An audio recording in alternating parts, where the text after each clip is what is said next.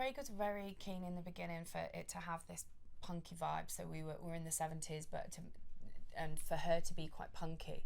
But I think if you research that, it's the punk that people think is that was actually slightly later in the 80s. So the punk that we were looking at is a very kind of home done look.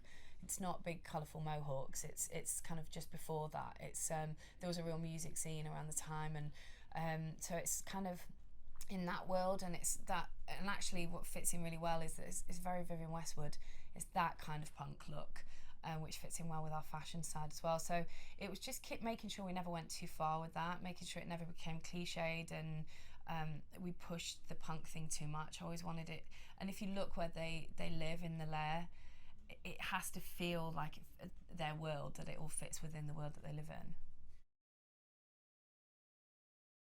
What I love about all their different looks is how far we were able to go with them and how different they all are as well. I always kept thinking of her as a kind of master of disguise for a lot of the film, really. So the greatest thing was the difference in all of them.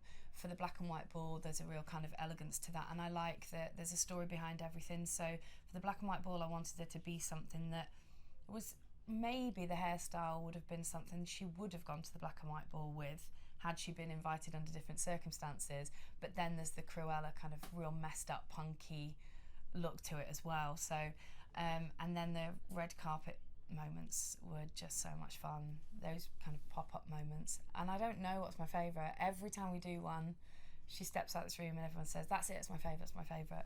But again, I wanted them to look very different. So for the future, she arrives on a motorbike, the costume's sort of more masculine, it's harder, so to have almost like a graffiti written across her face. And the font that I used for that is the same font as Sex Pistols' album, so I wanted that to tie in as well to the punk theme.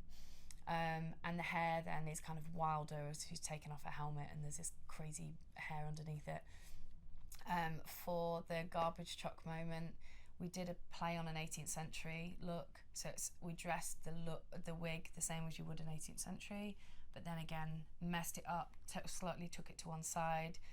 And I like the idea that maybe she remembers that from a child going to the 18th century ball. So again, it's everything sort of slightly mimicking the Baroness. It all ties into somewhere. Well, the Baroness, we wanted to make sure that she was, basically the words we used a lot for her look was immaculate, perfect, nothing out of place. There's a real, everything is thought out in her look. We wanted the silhouette to look the same.